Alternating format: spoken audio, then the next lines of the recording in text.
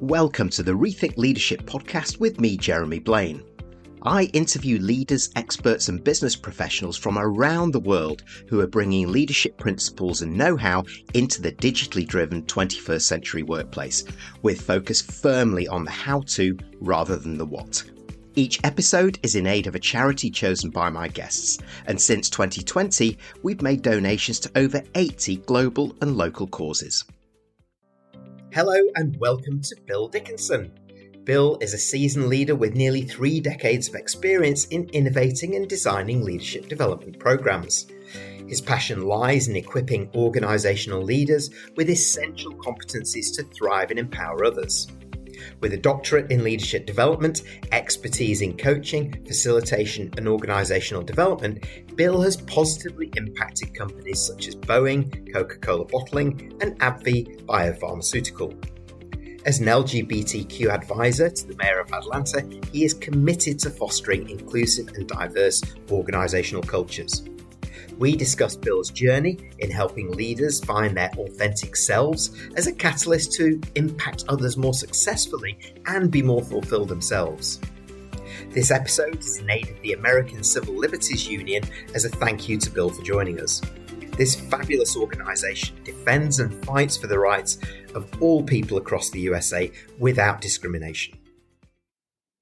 Bill, hello. Thanks very much for joining me. Please introduce yourself, your passions, and tell us about your new book, Optimizing Self, a guided workbook to elevate your impact as a leader. Thank you, Jeremy. I am thrilled to be present to you and to your audience. Delighted to be here.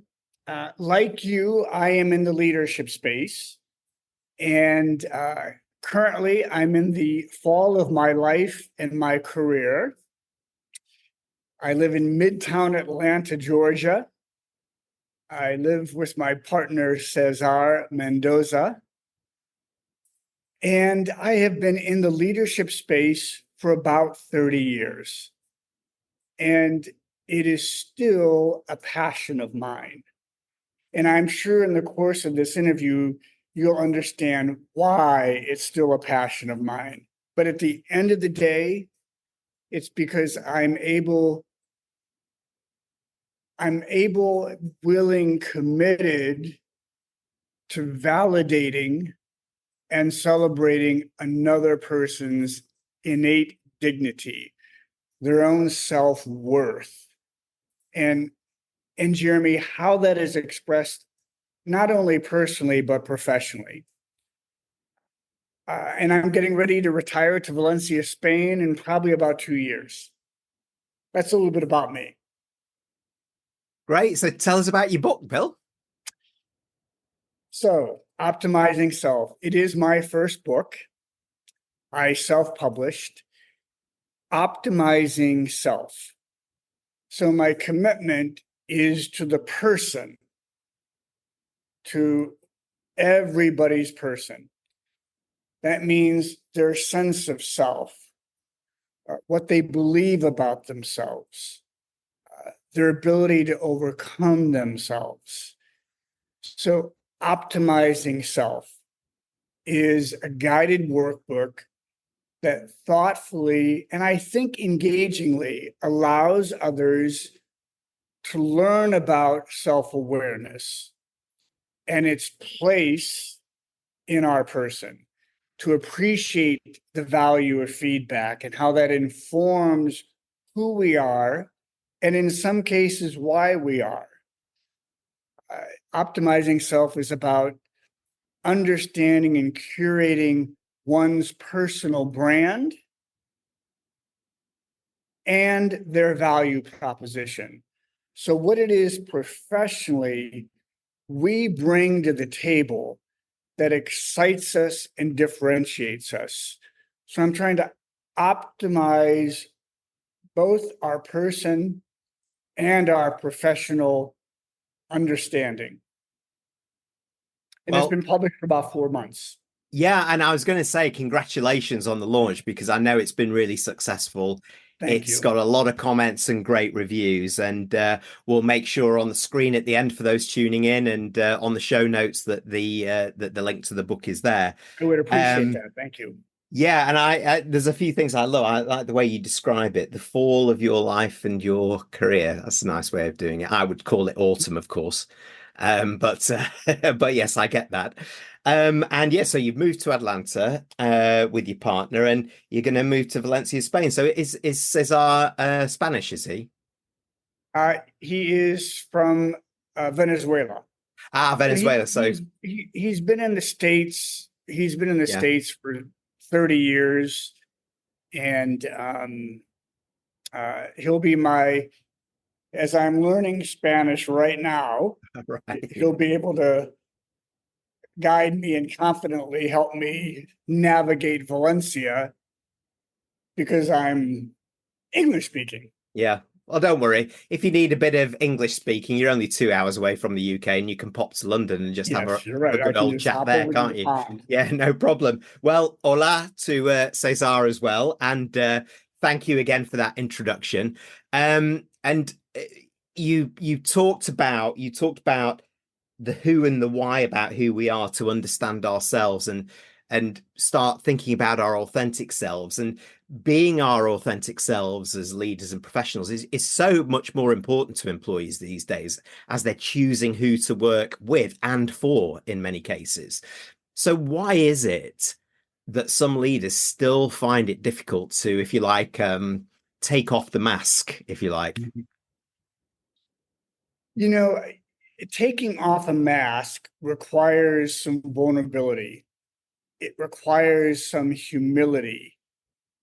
And Jeremy and audience, I think we're in a transition from, in many ways, like an imperial form of leadership to a more human-centered approach to leadership. And so if we're going to be human-centered, we have to be vulnerable. So that means we have to be able to own the disruptions of our own lives. And my operating premise as a leader is we all have disruptions, if not some dysfunctions, that prevent us from being our very best selves. So I need to be vulnerable with the fact, for instance, that Bill Dickinson, have a hard time regulating myself. Now, I'm much better at it today, but if I have to name a weakness, it's self-regulation. How do I come across to people, both verbally and non-verbally? 15 years ago, oblivious to it. Today, much more attentive to it, which makes me more impactful and empathic with others. So it's still difficult being vulnerable. And yet, I think the people who work for us and with us, they want to see a human-centered, thoughtful, competent leader today. And we're kind of learning that. We're kind of dancing with that right now, I think. Yeah, I would summarize that by saying they just want to see somebody human, period. Mhm. Who's able to, and I get that point about vulnerability, and I guess the flip side of that coin being courage, and the courage to say that I don't know it all as a leader, and that let's work on this together. And you're Yep. right, there are still leaders out there that are oblivious to it, and are not owning the disruption and the dysfunction, either in their lives or in their working lives too. Well, and the advantage to that, so if I have the privilege and the responsibility of leading others, building a business, growing a customer base, that means I have to be not only skilled and attentive to them, but I think it's hard to build something if you're not attending to yourself. So it's an inside out approach. If I want to be credible out there, I need to be integral and honest in here. And when those two coalesce, that's when I think authenticity is at its very best. Because I recognize too, Jeremy, that we all have emotional dirt. We do. We all have stuff. We come to work with stuff. We do our best to manage that stuff, sometimes better than others. But my people who work with me, for me, need to understand I have empathy for their stuff. And therefore, it makes it just a little bit more interpersonal together. Yeah, that's right. There's always another person or persons in that relationship, whether it's at work or at life, of course. And picking up on that, and I'm going to use you as an example here, as your own self-leadership journey, if you like, and getting to that authentic self has been challenging and ultimately rewarding, I'm absolutely sure. And you talk about it's merely 15 years ago when you've kind of turned that corner. You came out as a gay man at the age of 52. If you don't mind, tell us please about that journey and the breakthroughs personally and with others that you had to make to find that self. You know, it's funny. I benchmark my life from 15 years ago. So at the time, I was an ordained Roman Catholic priest of 25 years. And I was doing leadership development for the Roman Catholic hierarchy. So bishops, archbishops, cardinals, pastors. I had been doing it, Jeremy, for about 8 years with and for them. And there were two turning points. One is I'm teaching leadership to bishops who are relatively hungry for it. And we always began with self-leadership. So, but what I found was I was not exercising self-leadership because I was not being honest and open about myself as a gay man. Now, unfortunately, in the Roman Catholic Church, they don't really want you to disclose that. Okay. You can be it, but they don't want you to talk about it. And it felt disingenuous to me. So I was settling into a conflict of my own self-leadership as I'm delivering self-leadership. The second thing, Jeremy, is I engaged in a 360, a formal 360 process with my direct reports, with my peers, with manager, with, in this case, clients, bishops, and so forth. The 360 was quite revealing. It validated lots of good business stuff. He's good at an external audience. He can engage a crowd. He can sell our services. He delivers strong material. But what I found out in that 360 is that I was not highly approachable and I was rather intimidating. So my tone, my non-verbal behaviors were unattractive. And pretty universally, the feedback was, he's good at what he does, but we don't really enjoy hanging with him. And that devastated me. It was not acceptable. So I decided to engage an executive coach to work with me on better understanding emotional intelligence and my own self-regulation. That helped me settle into own who you are, Bill, be proud of it, and it might be time to move on. And so I did that. and I've not looked back. Does that provide some context there? Yeah, yeah, it does. It's Surprise. and quite a surprise as well. Yes, absolutely. So just going back to one of my other guests, is that how you know Matthew Brackett? So I know Matthew because as he was discerning whether he would leave Roman Catholic priesthood, Yeah, he was referred to me as somebody who had left and actually left priesthood honorably. So I left it in a thoughtful, respectful way. So I became an informal sounding board to a very good man as he was discerning, do I stay in priesthood or do I leave? A gay man to a straight man. yeah.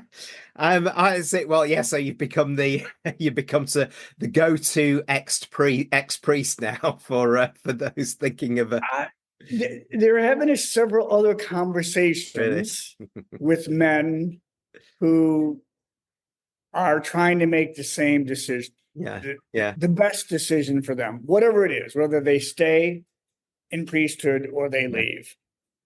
I would call that a beautifully niche coaching assignment. Um, so, um, so it sounds like there's a lot of learnings personally there, and Yeah. it strikes me that there is on one side it's about personal identity and where that intersects with sort of professional leadership, how you would talk about that too. So, could you tell us your own journey of discovery in that, and whether you have other examples you can share? Yeah, my personal identity is in part connected to me being a gay man, but it was a part that I was not owning, so I had to own that. My identity is wrapped up in being a thoughtful man, a thought leader, uh, uh, an admired friend, a competent coach. So that intersection there is very important to me professionally, because as I work with people in executive coaching or senior leadership development, my first job is to honor who they are, however they are. And some of them are in better places than not. So my commitment to self, I'd like to believe, transfers or translates to their commitment to self, even though that may be hard. It might be hard for them to go there.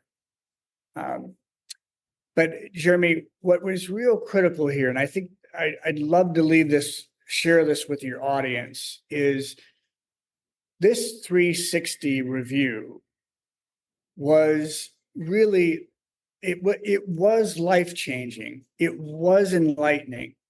It was validating. And in my case, I definitely had some emotional intelligence work to do. But I need the informed opinions, insights, and thoughts of others. In fact, we all do. And a 360 is a way for us to gather that information, to learn from it, think through it, and grow. Because if we don't have that 360 information, our observation of self is pretty one-sided.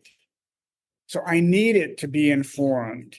And any of our audience there, it is a rich, validating experience, though at times there may be something difficult you'll have to wrestle with. Does that help? Absolutely, it helps. And it leads me to an obvious next question for people like yourself and others who have gone through that journey of self-discovery and had the epiphany of sorts. And then that that movement from awareness to positive action in some ways. How does that help them and you, of course, within that journey become better people managers and leaders? Mhm. And what are the benefits for self and others? Right. So for me, I needed to work on my ability to present myself more thoughtfully, more empathically. I wanted to do so less judgmentally because what people were observing in me was unattractive. So, for me, I made a commitment to understand what it means to regulate my trigger points. So my triggers are I have high expectations, and when my expectations aren't being met, I get frustrated, and I might take it out on somebody, not in an abusive way, but in a tone that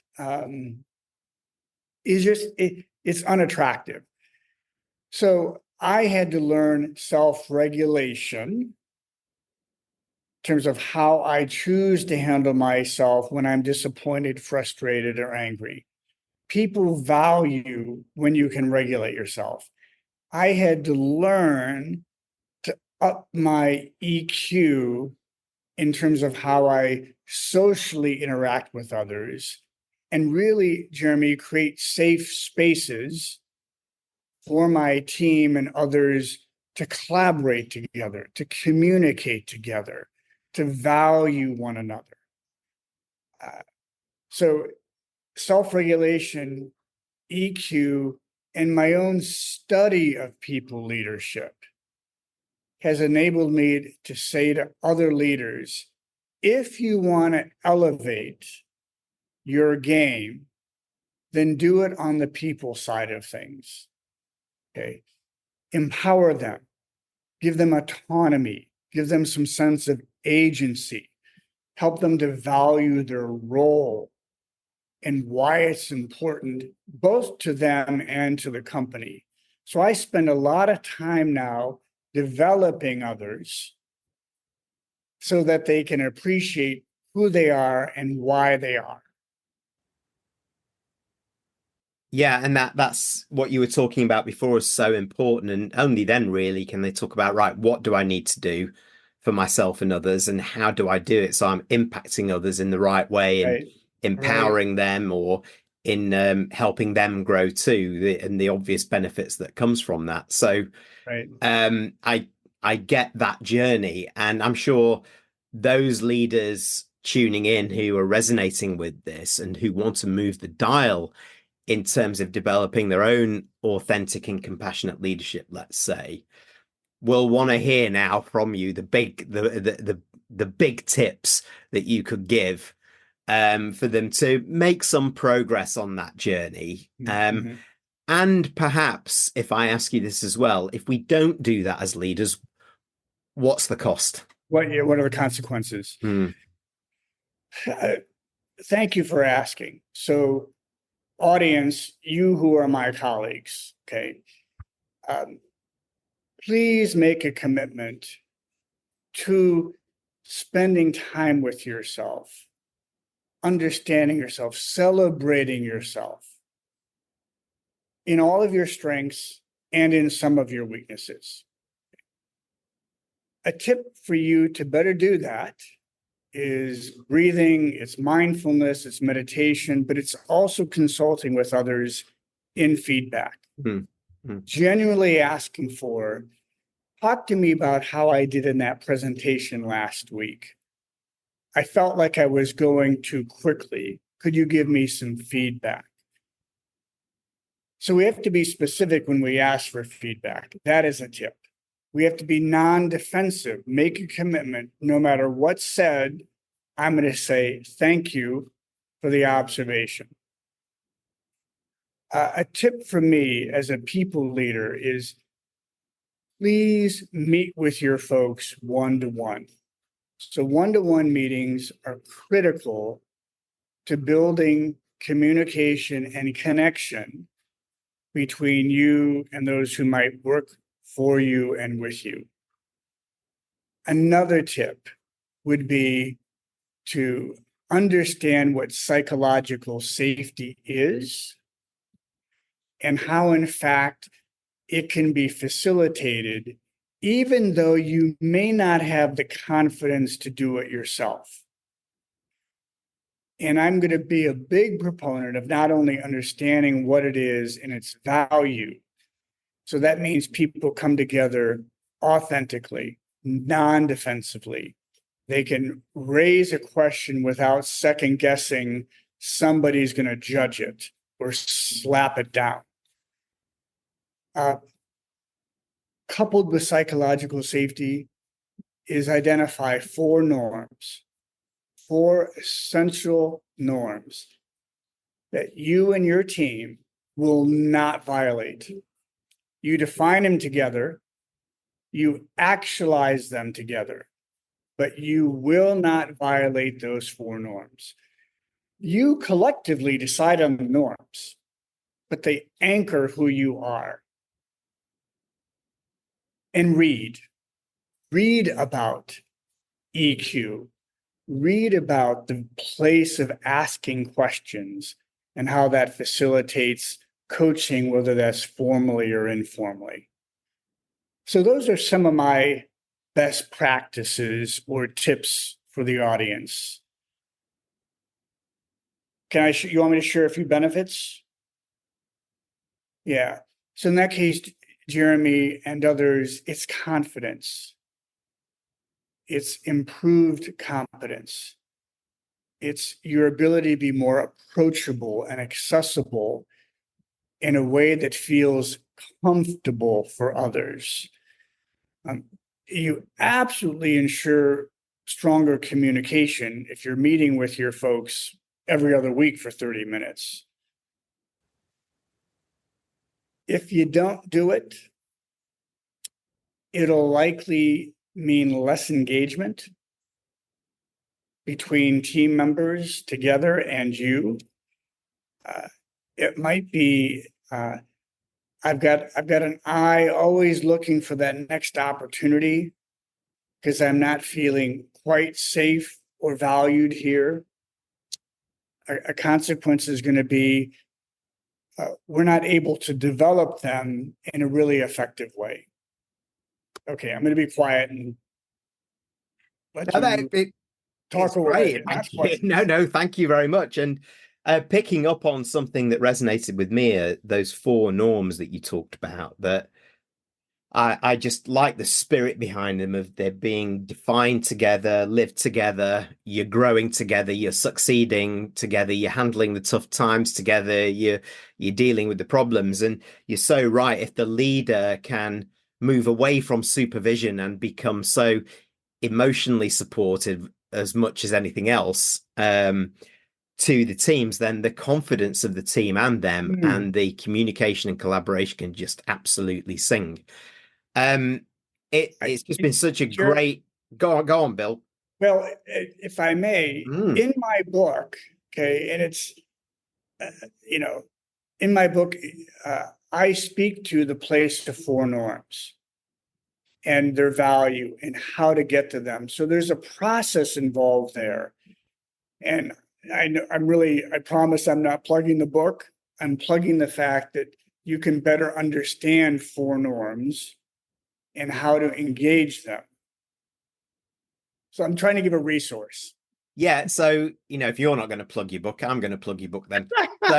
So Bill's book is Optimizing Self, a guided workbook to elevate your impact as a leader. Bill, where can people get hold of that? It is on Amazon. You go to amazon.com and you simply type in Optimizing Self and it'll pop up. It is nicely reviewed, thankfully. Timothy Clark, an expert on psychological safety, has endorsed it. And there really are practical tips for you individually as well as for teams. And that's so important, getting to the how-to behind this. So everyone, it's on Amazon, and the author you're looking for is Bill Dickinson. And people, I'm sure people tuning in, Bill, will want to get hold of you as well. How do they connect with you, find out more? Thank you. You can certainly find me on LinkedIn at Bill Dickinson. My email is bill.dickinson@c3leadership.org. I have a website at c3leadership.org, and I would welcome the opportunity to support any of you, develop you, guide you, empower you, and we do that together.